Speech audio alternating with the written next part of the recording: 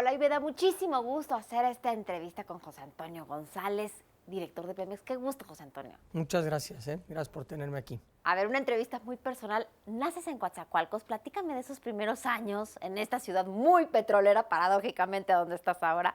¿Cómo fueron? Pues fueron muy divertidos. Yo la verdad es que de hecho todavía la casa de mis papás ahí está y regresamos seguido. Regresamos 2 o 3 veces al año, siempre en Navidad, pero de ahí siempre nos escapamos en el verano y en otros ratos. Yo tengo los mejores recuerdos de Coatzacoalcos, pero a la vez siempre recuerdo haber estado rodeado de Pemex. Pues es que naces en Coatzacoalcos precisamente porque tu papá trabajaba ahí, ¿no? Pues no trabajaba en Pemex, pero era contratista. Mi abuelo sí trabajó en Pemex. Mi abuelo fue de los primeros empleados de Pemex. Cuando, ahora sí que en los 30, cuando se nacionalizó Pemex, él fue de los primeros trabajadores de Pemex. ¿Qué hacía tu abuelo? Era ingeniero agrónomo, y trabajaba en Pemex. No me acuerdo bien qué hacía, pero sí me acuerdo que tenía, pues cuando venía con nosotros, pues iba a las plantas y estas cosas. ¿Y lo acompañabas de chiquito? A él menos, a mi papá muchísimo. A mi papá sí acompañaba muchísimo. Nos decíamos, vamos al campo. Y era divertido porque ibas y estaban construyendo alguna tubería o alguna planta, y pues estabas jugando literalmente en la selva. Y también, bueno, es otro mundo. ¿También te tocaba ir alguna vez a alguna plataforma o así de pequeño o no? Fíjate que nunca fui a una plataforma. Algunos de mis amigos en algún verano se iban a ir a trabajar en las plataformas porque se decía que pagaban bien y trabajabas 15 días, y todavía funciona así, trabajas 15 días y los otros 15 días no, porque pues es un trabajo intenso. Pero no me fui, al final no se pudo organizar. Pues son 15 días muy pesados, Sí, en sí alta son. mar. Sí son. He regresado y sí, la intensidad en las plataformas es súper interesante. La primaria la haces en Coatzacoalcos. La primaria y la secundaria la hago en Coatzacoalcos, el principio de la prepa. Y ya de ahí, el final de la prepa, me voy a estudiar a Estados Unidos, y ya de ahí me quedé muchísimo tiempo en Estados Unidos. Nunca pisas el Distrito Federal, te vas directamente de Coatzacoalcos. ¿A qué parte de Estados Unidos? Me fui a Carolina del Norte, a una preparatoria, a un internado, y ya de ahí me fui a Boston, a MIT, a estudiar la carrera. Llevas prácticamente más de la mitad de tu vida en Estados Unidos. Cada vez, antes sí era más de la mitad, ahora ya se empieza a nivelar, pero sí pasé los 4 años de la carrera en Boston, de ahí 5 años del doctorado, 4 años del Banco Mundial, y de ahí 3 años de profesor en Stanford, así que fueron muchos. ¿Y a la prepa te vas que a una escuela militar? Era un internado, no era militar, pero era un internado. ¿Qué estuviste ahí los 3 años de prepa? Sí. ¿Y qué recuerdos tienes de ahí? Pues fue maravilloso, o sea, ahora sí que primero extrañas tu casa, pero después, pues tienes, o sea, realmente, pues es una vida, pues muy especial, todo está muy organizado, entonces es una cosa, tienes clases en la mañana, haces deportes en la tarde, estudias en la noche, o sea, sí fue realmente una gran experiencia. Y es esta educación de Estados Unidos que finalmente te dice y te enfoca para lo que eres bueno. ¿Qué te decían allá? Porque te decían, hacia acá vamos. Pues mira, resultó que era bueno para los números, y la idea era que yo me iba a estudiar estos años, aprender inglés, y me iba a regresar a México. Pero hay el examen estandarizado que todo el mundo toma en Estados Unidos, el SAT, y tiene una parte de matemáticas que ahora le llaman analítica y una parte de inglés. Y la parte de matemáticas sí era bueno en esas épocas. Y con ese SAT te consigues una beca en Boston, que acaba siendo buenísimo. De ahí salió, a la hora que salieron los scores, pues sí acabé entrando a MIT, que es un lugar intenso. ¿Y qué te dicen en tu casa? Porque imagino que tus papás nunca se imaginaron, ¿sabes qué? Se va afuera y ya prácticamente no va a regresar hasta muchos años después. Al principio no había tanto entusiasmo, pero después sí hubo. La verdad es que sí es una experiencia increíble, o sea, estudiar en una universidad donde se hace esa cantidad de investigación, ese nivel de rigurosidad y de intensidad, fue fantástico. Pero a ver, platícame, cuando haces estos exámenes, estas aplicaciones a las distintas universidades de Estados Unidos, con un score que me imagino altísimo de este SAT, que te empiezan a aceptar, ¿cómo fue? ¿Qué cartas empiezas a recibir y cómo te defines hacia dónde te vas? Pues mira, siempre quise ser ingeniero, es una cosa extraña. Entonces, pues MIT es así la cuasi catedral de la ingeniería en Estados Unidos, y algunos dirían que en el mundo. Entonces, pues cuando entré a MIT, sí, la verdad es que estaba yo muy ilusionado de poderme ir.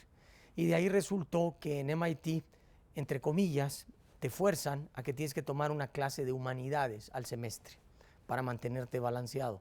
Lo irónico es que la economía se considera una humanidad y empecé a tomar clases de economía, decidí que me gustaba y estudié las dos carreras y acabé siendo economista y ingeniero. ¿Y cuándo llegas a Harvard? Después de hacer el doctorado. Después de hacer la carrera, trabajo aquí en México un par de años y de ahí me voy a Harvard a hacer el doctorado ya en economía. ¿Y a Stanford a dar clases? Eso vino mucho después. Terminando el doctorado me fui al Banco Mundial y trabajé para varios países de Sudamérica, para Bolivia, Paraguay, Perú, Panamá. Y después salió esta oferta para irme a Stanford, que fue fantástica también. Hacer algo de academia fue muy padre. Y además, pues un contraste total de la costa este, el frío, los inviernos, a Stanford, que son 23 grados todo el año y soleado. Ahora, me decías que estos años, tuviste casi 9 años en Boston, que fueron hermosos, pero también muy duros, precisamente por el clima, una ciudad mucho más chica de estudiantes, y de ahí te vas a Washington, que se te abre otro panorama, que estás ya muy cerca de Nueva York, de poder hacer muchas otras cosas. Sí, la verdad es que pues fue también una gran experiencia trabajar en el Banco Mundial, trabajar en Washington. Mucha gente se va a trabajar a Washington como su primer trabajo, cosa que yo no sabía. Entonces, pues en Boston habíamos muchos estudiantes y te sientes que todos son de tu edad. De ahí te vas a Washington y hay muchos recién estudiantes que están en su primer trabajo. Entonces era un ambiente muy divertido. Y tus raíces mexicanas te jalan y conoces, bueno, ya conocías, pero le propones matrimonio a Gabriela mexicana y se va contigo a Washington. Es correcto. De ahí nos vamos juntos a Stanford.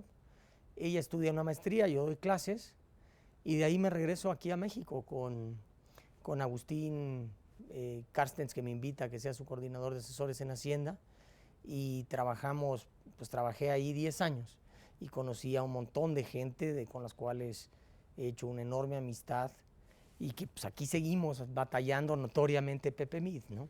Bueno, Gabriela es hermana de una economista, también de una mujer y brillante, Ana Paula Gerard.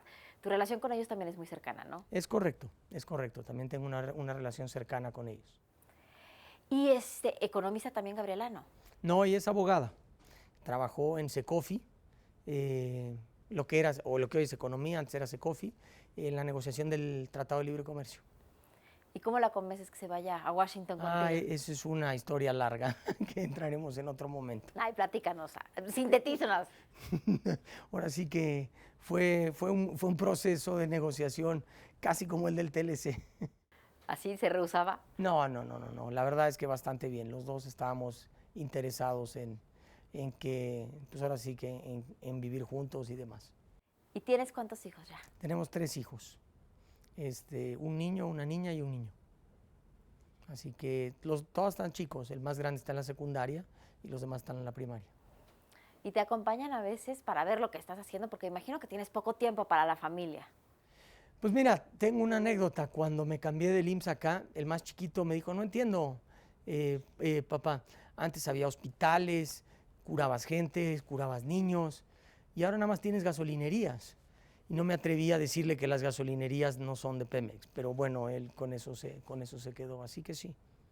¿Y lo has llevado un poco a tus hijos para que conozcan lo que haces? Porque finalmente es bien importante. Mi papá no está todo el día porque trabaja muchísimo, pero también es importante ver lo que están haciendo y lo que estás haciendo por el país.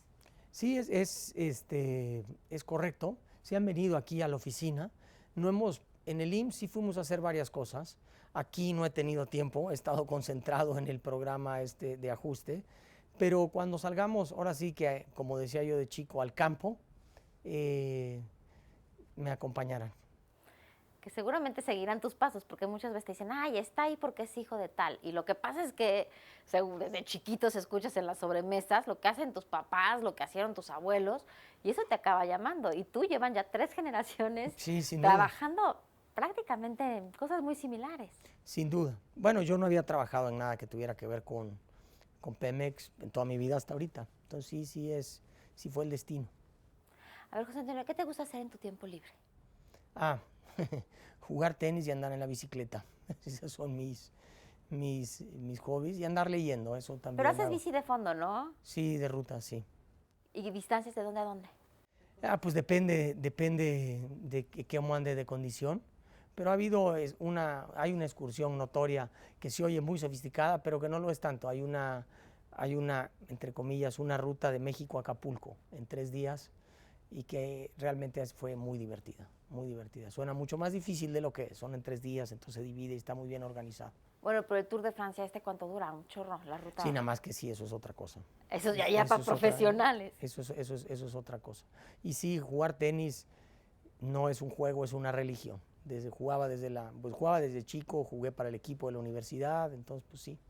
Pero aparte te enseña mucho los deportes, por ejemplo, dicen que la bici, a mí me gusta la bici fija, pero que hacer bici de fondo te hace pensar, es una manera de relajarte y concentrarte también porque tienes que saber exactamente cómo ir. Y el tenis también, es un Sin nivel duda. de concentración absoluto, ¿no? Sin duda, sin duda, sin duda, sin duda.